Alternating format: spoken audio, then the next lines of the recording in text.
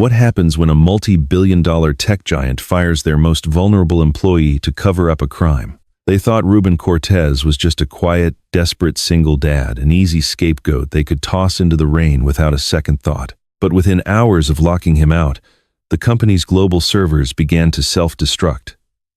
The corrupt manager who fired him made one fatal mistake. Ruben wasn't a replaceable, low-level analyst. He was the legendary and hidden architect who built their entire digital empire from scratch, and without him, their world was about to burn to the ground. The 50th floor war room of Horizon Technologies smelled of ozone, burnt coffee, and absolute panic. It was 9:45 p.m. Beyond the floor-to-ceiling glass walls, the Seattle skyline glittered with indifferent beauty, rain sliding down the panes like liquid mercury. Inside the room, the world was ending. The massive holographic dashboard that dominated the center of the room, a visualization of the Aegis global network, was hemorrhaging. What was normally a serene, pulsating matrix of cool blue light was now a chaotic storm of violent crimson. Letitia Brooks, the CEO of Horizon Tech, stood at the head of the Obsidian conference table. She wore a flawless charcoal blazer, her silver hair cut into a severe bob. She was a woman who had forged an empire out of grief after losing her teenage son a decade ago. She did not panic. She did not raise her voice.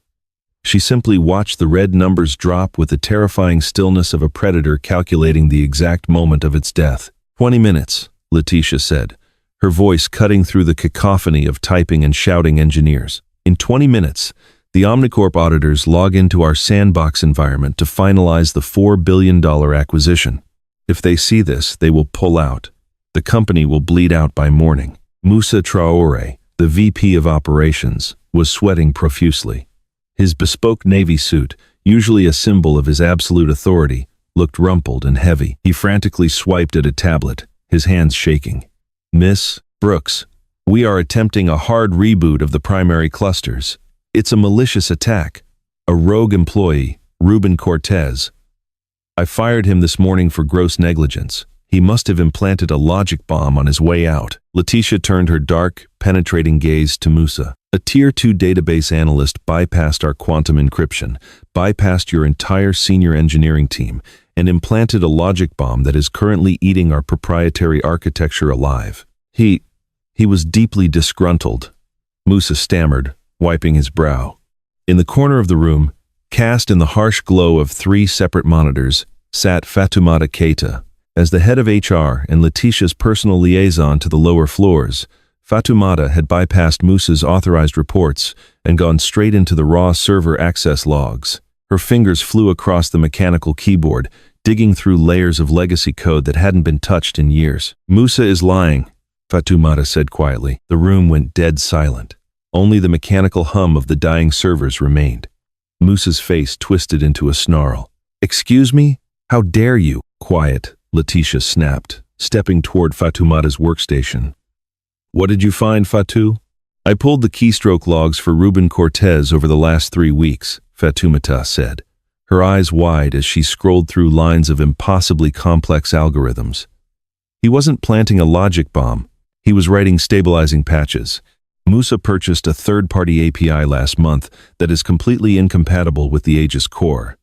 It created a massive memory leak.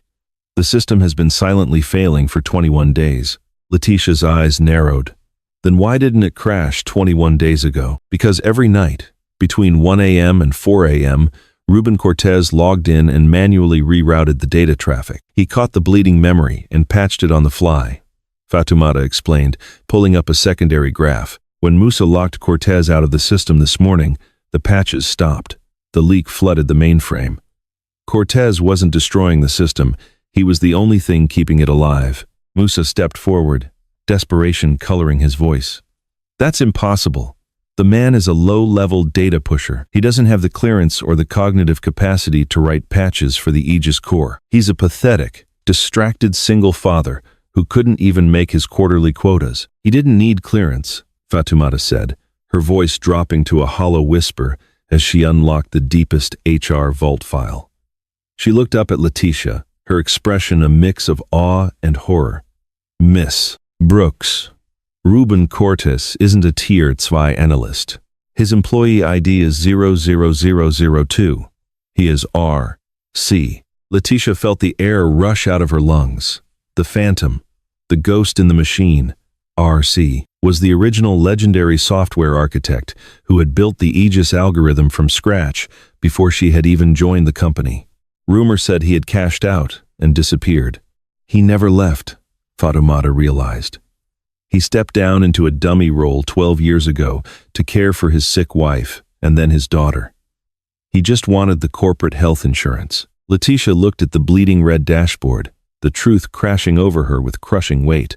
Her vice president hadn't just fired an employee, he had decapitated the company, tossing out the one man who actually understood the soul of the machine, all to cover his own incompetence. "Where is he?" Letitia demanded, the ice in her voice shattering into pure fury. It had been raining since dawn, a cold, relentless Seattle downpour that seemed to wash the color out of the world. At 7 a.m., Ruben Cortes was walking through the subterranean parking garage beneath the Horizon Tech Tower. The concrete walls were slick with condensation, and the flickering fluorescent lights cast long, skeletal shadows. Ruben walked with the heavy, sloped shoulders of a man carrying the weight of the ocean. He held a cheap cup of gas station coffee in one hand and the keys to his battered 2008 Honda Civic in the other. He was supposed to clock in for his shift at 7:30. He never made it to the elevator. "Cortes." Ruben stopped. Stepping out from behind a concrete pillar was Musa Traore. He was flanked by two massive corporate security guards. Musa wore a bespoke trench coat that repelled the damp air, his jaw set in a line of absolute disdain. In his hands, he held a cardboard box. "Musa?" Ruben asked, his voice rough from lack of sleep. "What are you doing down here?" Musa didn't answer immediately. He walked over to Ruben's Honda, inspecting the rusted quarter panel with a sneer, before dropping the cardboard box onto the wet hood. The dull thud echoed in the empty garage. "I'm saving HR, the paperwork, and I'm saving myself the displeasure of seeing your face on my engineering floor," Musa said coldly. "Your desk has been cleared. Those are your personal effects." Ruben stared at the box. He could see the edge of his daughter's crayon drawing sticking out from under a mechanical keyboard. A cold dread, sharp as a razor, slid into his stomach. "I don't understand." "You are terminated, Ruben. Effective immediately. Gross negligence, insubordination, and deliberate sabotage of the Q3 data migration." Musa recited the lies with practiced ease. "Security has already revoked your badges and locked your terminal." Ruben's heart slammed against his ribs. He stepped forward, the coffee slipping from his hand and splashing across the wet concrete. "Sabotage? Musa, the new API is leaking. I've been running stabilization protocols every night just to keep your servers from catching fire. You can't do this. The audit is in 2 days, which is exactly why you are taking the fall," Musa whispered, stepping closer, his voice dropping so the guards couldn't hear. "I have $3 million missing from the department budget, Ruben. I've funneled it to a shell company. When Omnicorp audits us, they're going to find a catastrophic database failure caused by a rogue, incompetent analyst. The money will be lost in the digital wreckage, and you are going to be my wreckage." Ruben felt the breath leave his body. He wasn't being fired, he was being sacrificed. He looked into Musa's eyes and saw a bottomless well of corporate sociopathy. "Please," Ruben's voice cracked. The pride, the anger, the outrage, he swallowed it all, burying it beneath a mountain of terror. He wasn't an architect right now. He was a father. "Musa, my daughter, Maya, she has hypoplastic left heart syndrome. She needs the company insurance. Without the platinum tier, her medication alone, she won't survive the month. Fire me, but please, let me resign without cause. Let me keep the Cobra benefits." Musa adjusted his silk tie, his expression devoid of a single ounce of humanity. "Horizon Tech is a technology firm, Mr. Cortes. We are not a charity ward for defective children. If she is that sick, perhaps nature is trying to tell you something." A blinding, white-hot fury exploded behind Ruben's eyes. His hands balled into fists, his muscles coiling. He wanted to shatter Musa's jaw. He wanted to tear the man apart in the damp, echoing garage. But the two security guards stepped forward, resting their hands on their holstered tasers. If he fought, he went to jail. If he went to jail, Maya went to the state. Ruben's fists slowly uncurled. The fire in his eyes died, replaced by an abyss of hollow, suffocating despair. He looked at Musa one last time, a look not of anger, but of a ghost. He picked up his damp cardboard box, got into his rusted car, and drove out into the pouring rain, leaving his life behind. The apartment was located in the industrial district, a neighborhood where the air always tasted faintly of sulfur and wet asphalt. Ruben sat in the dark living room, the only light coming from the harsh, sterile glow of his laptop screen and the rhythmic, blinking green LED of the portable oxygen concentrator in the corner. On the worn-out sofa, 7-year-old Maya was asleep. She looked heartbreakingly small, her pale skin translucent in the dim light, the delicate nasal cannula feeding life into her lungs. It was 10:30 p.m. The rain battered the thin glass of the single window. Ruben stared at the screen. He was logged into the Horizon Tech Employee Benefits portal. The word was stamped across his screen in bold, merciless red letters. Status: terminated with cause. Benefits void. Because Musa had fired him for sabotage, the standard 30-day grace period for health insurance had been legally nullified. Ruben had spent the last 8 hours calling every hospital billing department, every charity, every state-funded program in Washington. The answer was a universal, sympathetic no. Without the insurance, Maya's upcoming heart surgery scheduled for next week was canceled. He opened a new tab and logged into a dark web marketplace. He was staring at a listing he had drafted. He was preparing to sell the foundational source code of Aegis to the highest bidder in the Russian tech syndicate. It was corporate treason. It would destroy Horizon Tech. It would put him in federal prison for the rest of his life, but it would pay for Maya's heart. He moved the cursor toward the publish button. His finger hovered over the trackpad. His hands were shaking. He looked back at his sleeping daughter, listening to the soft hiss-click of the oxygen machine. Before he could press the button, heavy, sharp knocks echoed against his apartment door. Ruben froze. He quickly closed the browser, his heart hammering in his throat. Had Musa sent the police? Had they already pinned the system failure on him? He walked quietly to the door, peering through the scratched peephole. He blinked, unsure if he was hallucinating from exhaustion. Standing in the dingy, flickering hallway of his slum apartment building was Letitia Brooks. She was flanked by Fatoumata Kita and a man who looked like a high-end mercenary in a tailored suit. Letitia's expensive leather trench coat was dripping with rain, forming a puddle on the rotted floorboards. Ruben unlocked the deadbolt and slowly pulled the door open. He didn't say a word.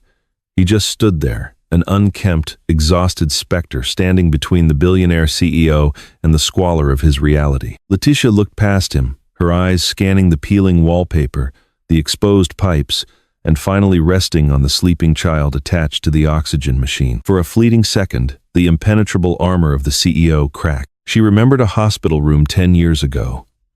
She remembered the smell of antiseptic and the terrifying sound of a flatline. "May we come in, Mr. Cortez?"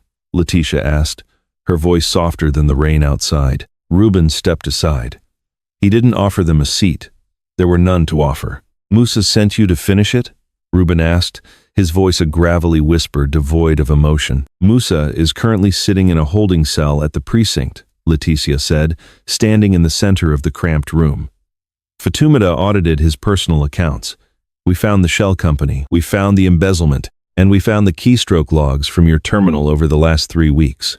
Ruben looked at Fatoumata, who offered him a small, deeply apologetic nod. "The system is collapsing, Ruben," Letitia continued, her eyes locking onto his. "The Omnicorp auditors are breathing down our necks. Without your manual patches, the API is destroying the core architecture. We are hours away from losing everything." "You already took everything," Ruben said, his voice terrifyingly calm. He pointed a shaking finger toward the sofa. "My daughter's insurance was voided at noon today. Her surgery is canceled. If you came here to ask me to save your billions, you are standing in the wrong room. Let it burn." Letitia didn't flinch. She stepped closer to him. "I didn't know who you were, Ruben. I didn't know you were RC. I didn't know what you sacrificed to keep her alive. That is my failure as a leader, and I will own it. But I am not here to beg you to save my company." Letitia reached into her trench coat and pulled out a thick manila envelope, placing it on the small, scratched kitchen table. "What is that?" Ruben asked. That is a heavily funded, irrevocable medical trust in Maya's name, Letitia said. It is signed, notarized, and entirely independent of Horizon Tech. Whether you help me tonight or tell me to go to hell, her surgery is paid for. Her medication is paid for. For the rest of her life, she is safe. Ruben stared at the envelope. The air in the room seemed to shift, the crushing, suffocating weight lifting off his chest so fast it made him dizzy. He walked over to the table, his trembling hands brushing against the thick paper. He looked at Letitia, searching her eyes for a trap, for the corporate hook. He found none. He only saw a mother who understood the price of a child's life. Ruben closed his eyes, a single, jagged breath escaping his lips. What do you want, Letitia? I want the architect back, she said fiercely. I want you to walk into my server room and remind everyone in that building who actually owns the machine. I want you to fix it. And then, I want you to sit at my right hand as Chief Technology Officer and help me fire every single executive who let this happen. Ruben opened his eyes. The exhaustion was still there, but the fear was gone. The subservient, quiet data analyst who had taken years of abuse was dead. The man standing in the room now was the genius who had built a digital empire from scratch. I need a car, Ruben said, his voice hardening into steel. And I need unfettered root access to the mainframe. At 11:45 p.m., the frosted glass doors of the 50th floor war room slid open with a sharp pneumatic hiss. The chaos inside the room, the screaming senior engineers, the blaring proximity sirens, the flashing crimson lights of the holographic dashboard instantly evaporated into stunned silence. Dozens of heads snapped toward the entrance. Ruben Cortez walked into the room. He wasn't wearing a Tom Ford suit or carrying a leather briefcase. He wore his damp, olive green field jacket, faded denim jeans, and heavy, water-stained work boots. But the way he carried himself had fundamentally changed. The sloped, defeated posture was gone. He walked with the terrifying, absolute confidence of a god stepping back into his own neglected temple. Following closely behind him were Letitia Brooks, Fatoumata Keita, and a cadre of private corporate security. Letitia's presence alone was enough to freeze the room, but the way she deferred to the scruffy man in the jacket sent a shockwave of confusion through the engineering elite. Step away from the terminals, Letitia commanded, her voice cutting through the ambient hum of the dying servers. All of you. Now. The senior engineers, men and women, who made $500,000 a year, scrambled out of their ergonomic chairs, backing away from the main semicircular console like frightened cattle. Ruben didn't look at a single one of them. He walked straight to the master terminal at the center of the room. He placed his calloused hands on the mechanical keyboard, closing his eyes for a brief, almost reverent second, feeling the familiar, high-frequency vibration of the machinery beneath his fingertips. Status? Letitia asked, stepping to his left. The rogue API is acting like a digital parasite, Ruben said, his eyes snapping open as his fingers began to fly across the keys in a blistering blur of motion. The sound of his typing was a rapid-fire staccato, drowning out the murmurs of the ousted engineers. It's overwritten the primary registry. If I try a hard shutdown like Moose's team attempted, it will trigger a cascade failure and take the entire core architecture with it into the abyss. Can you isolate it? Fatoumata asked, watching the screens anxiously. The countdown clock in the corner of the room read 1:12 a.m. The Omnicorp auditors were logging in at exactly 2 a.m. I don't need to isolate it. I'm going to starve it, Ruben replied, his face bathed in the harsh, dying red light of the system. It feeds on active data streams. I'm rerouting all packet flow through the legacy redundancy servers I built back in 2014. They're dormant, but they're clean. Those legacy servers can't handle modern bandwidth, one of the ousted senior engineers blurted out, unable to contain his disbelief. They'll melt down in 3 minutes. Ruben didn't even turn his head. They will if you run standard compression. But I'm not you. Without missing a beat, Ruben opened a blank command shell. He didn't pull up existing scripts or rely on prepackaged software tools. He began writing raw, foundational code directly into the mainframe's cortex. He was rewriting the compression algorithm on the fly, tailoring the mathematics to trick the modern data into fitting through the ancient pipelines. For the next 45 minutes, the war room became an operating theater. Ruben performed open-heart surgery on a multi-billion-dollar network. He didn't hesitate. He didn't guess. He moved through the labyrinth of millions of lines of code, with the intimacy of a man walking through his own childhood home in the dark. He watched the massive data streams, visualizing the invisible architecture, breaking down Musa's corrupted elements, and rebuilding the shattered digital bridges out of pure, elegant logic. He worked with a fierce, relentless, almost terrifying energy. The exhaustion of the last 2 days was incinerated by the adrenaline of knowing that his daughter was finally, truly safe. 10 minutes to auditor login, Letitia announced, her voice tight, her eyes fixed on the holographic globe above them, which was still bleeding red across the European and Asian sectors. I'm dropping the firewall between the parasite and the main drive, Ruben said, his jaw clenched tight. It's going to fight back. Hold on to something. He hit the execute key. For 3 agonizing seconds, the entire war room plunged into total darkness. The hum of the servers died. The air conditioning stopped. The holographic globe vanished. The silence was absolute and terrifying. Letitia held her breath. Fatoumata gripped the edge of the obsidian table. Then, deep beneath the floorboards, a low rumble began. It escalated into a powerful, mechanical roar as the primary cooling fans kicked back into high gear. The lights flickered, then blazed back to life. Above them, the holographic dashboard sparked into existence. The violent crimson storms were gone. Slowly, sector by sector from Tokyo to London to New York, the globe illuminated in a cool, steady, pulsating blue light. The proximity sirens remained silent. The memory leak had flatlined at 0%. The Aegis system was reborn. A collective gasp swept through the room, followed by a stunned, heavy silence. The senior engineers stared at the man in the damp jacket with a mixture of profound reverence and sheer disbelief.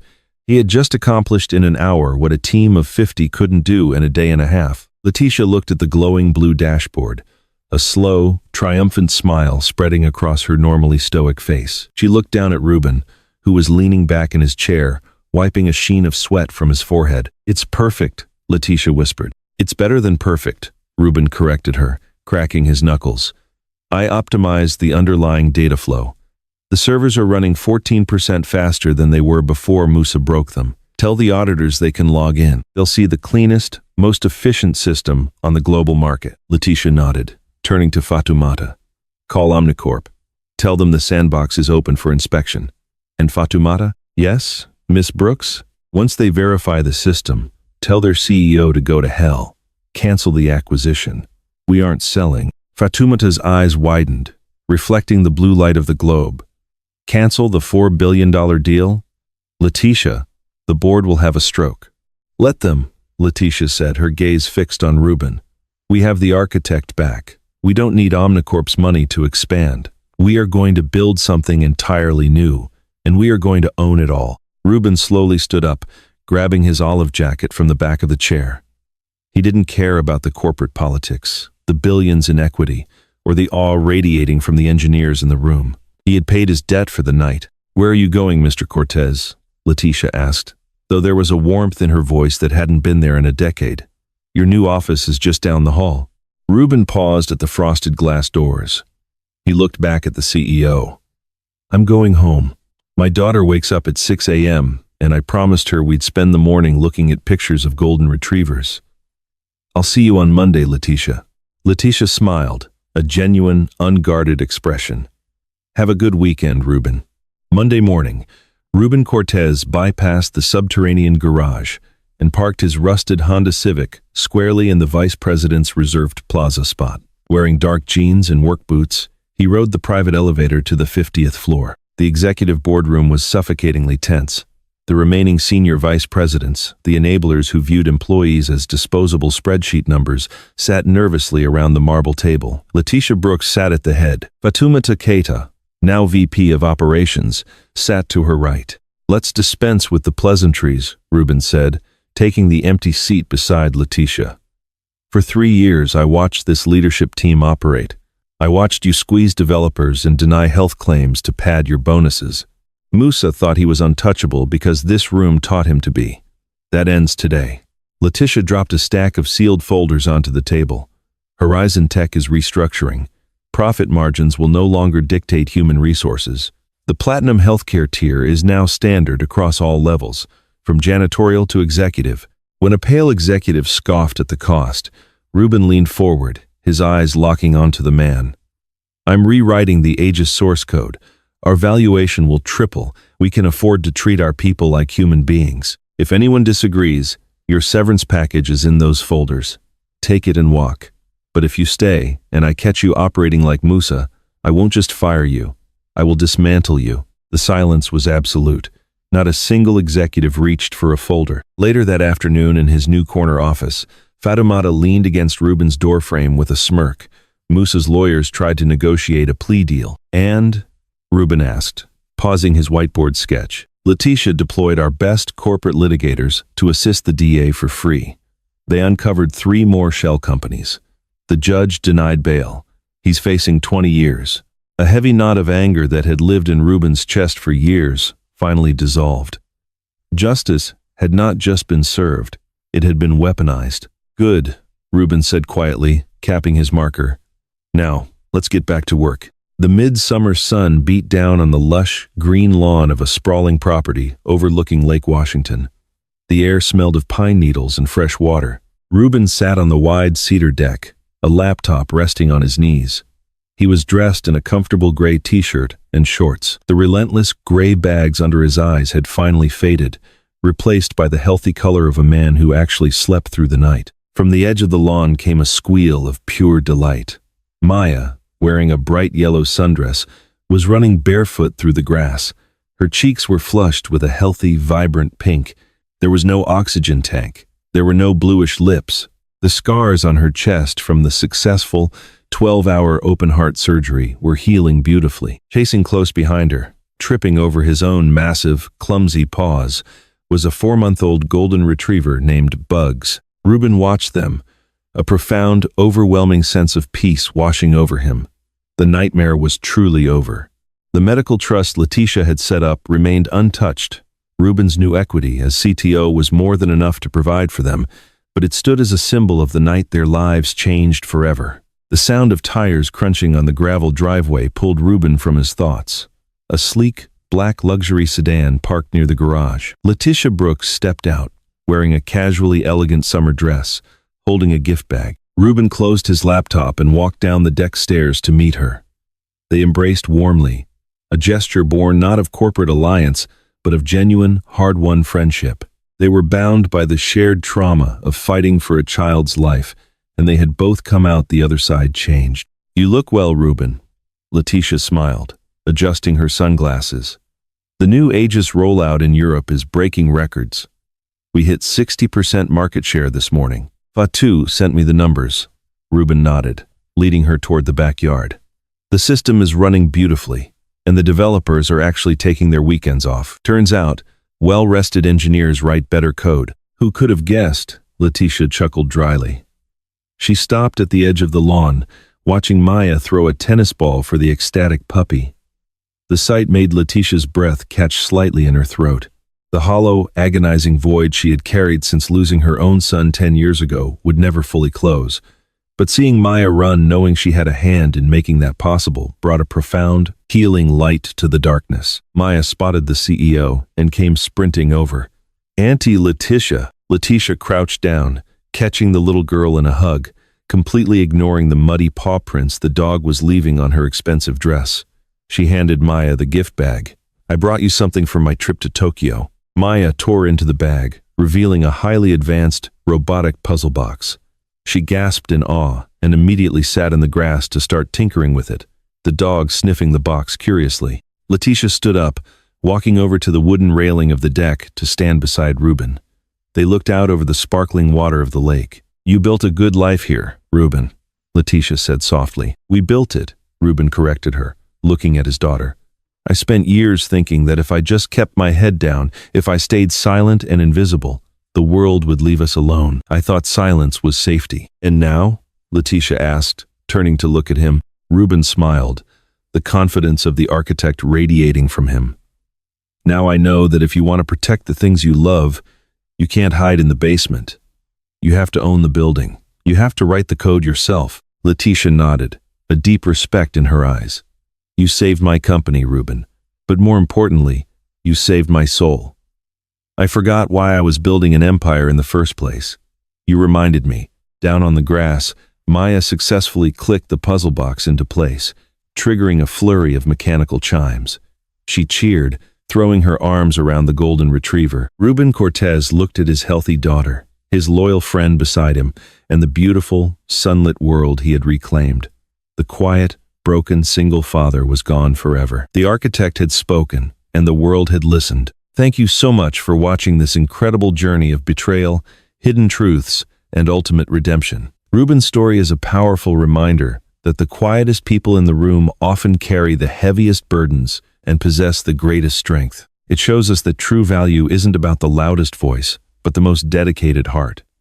If this story moved you, please hit that like button. It really helps the channel grow. Don't forget to share this video with someone who might need a reminder that justice always finds a way. And if you haven't already, subscribe and turn on the notification bell so you never miss another emotional, real-life story from us. Until next time, stay strong and stay kind.